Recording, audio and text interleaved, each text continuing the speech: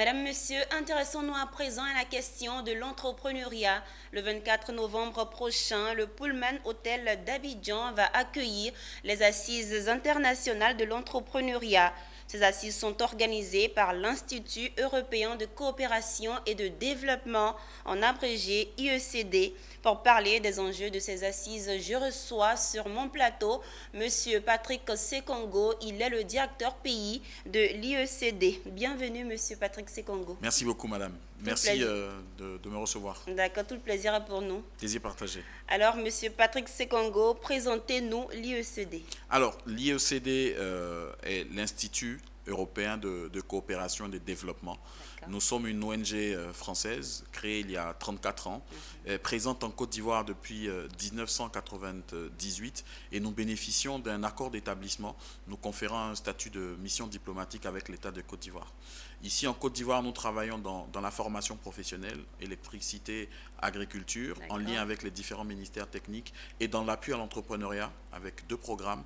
Un programme d'appui aux très petites et moyennes entreprises et un incubateur de transformation agroalimentaire appelé Transform. Donc nous sommes au cœur du développement de l'entrepreneuriat en Côte d'Ivoire. Alors, parlant de l'entrepreneuriat, le 24 novembre, au Pullman Hotel d'Abidjan, vous organisez les Assises internationales de l'entrepreneuriat.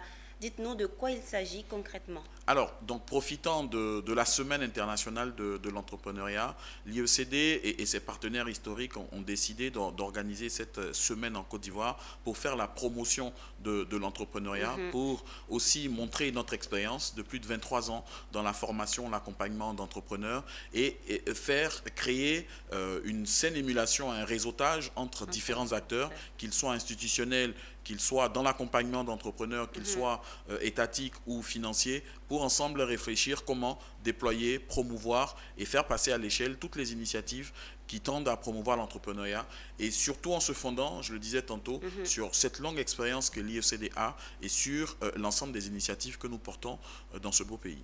Et là, le thème choisi pour cette première édition est réseau, effet levier de développement en entrepreneuriat. Pourquoi le choix de ce thème? Alors, le réseautage a un double niveau, un réseautage entre toutes les structures qui accompagnent l'entrepreneuriat, qu'elles soient étatiques, internationales, je peux parler de l'Union européenne, de l'Agence française de développement, qu'elles soient étatiques au niveau national, avec l'Agence emploi jeune par exemple, avec le Bureau de coordination des programmes d'emploi, BCPE, avec le programme d'infrastructure pour le développement urbain et la compétitivité des agglomérations secondaires PIDUCAS, que ce soit des acteurs financiers, banques, microfinances ou des acteurs qui travaillent dans la promotion de l'entrepreneuriat, incubateurs, centres de formation, accompagnement. À un deuxième niveau, le réseautage au service du développement des initiatives personnelles. En tant qu'entrepreneur, comment est-ce que je peux me construire un réseau et comment est-ce que je peux m'appuyer sur le réseau pour développer mon entreprise. Et dans un second temps, nous allons parler aussi de l'entrepreneuriat au féminin pour essayer de voir quels sont les freins, quelles sont les opportunités et comment accompagner le développement de l'entrepreneuriat féminin. Alors, Monsieur Patrick Sekongo, comment participer à ces assises pour justement bénéficier de tous ces avantages?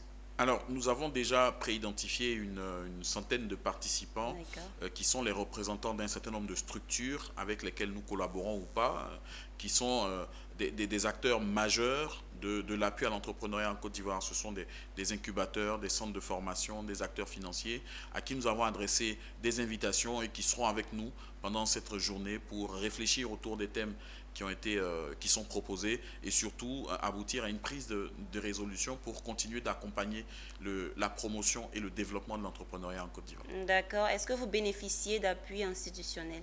Nous bénéficions de partenariats avec plusieurs structures, à la fois étatiques, non étatiques, avec l'État et ses démembrements. Donc, j'ai cité tantôt l'Agence emploi jeune, le Bureau de coordination des programmes emploi, le projet d'infrastructure de développement des agglomérations secondaires, PIDUCAS.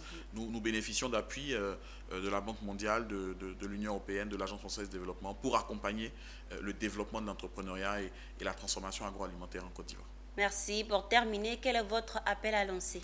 Mon premier appel, ce sont des remerciements à tous ces partenaires et acteurs de l'entrepreneuriat qui vont se joindre à nous et qui avec qui nous collaborons au quotidien pour la promotion de l'entrepreneuriat. Des remerciements aussi à l'endroit de M. Souleymane Diarasouba, ministre du Commerce, de l'Industrie et de la Promotion des PME, qui a gentiment accepté de parrainer ces journées, ces assises internationales de l'entrepreneuriat. Et des remerciements aussi à l'État, à ses démembrements, et à tous ces acteurs qui œuvrent pour la promotion de l'entrepreneuriat.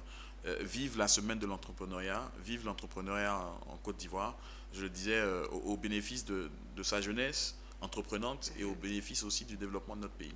Merci beaucoup, voilà qui est bien dit. Merci d'avoir été avec nous sur ce plateau, M. Patrick Sekongo. Merci et à bientôt.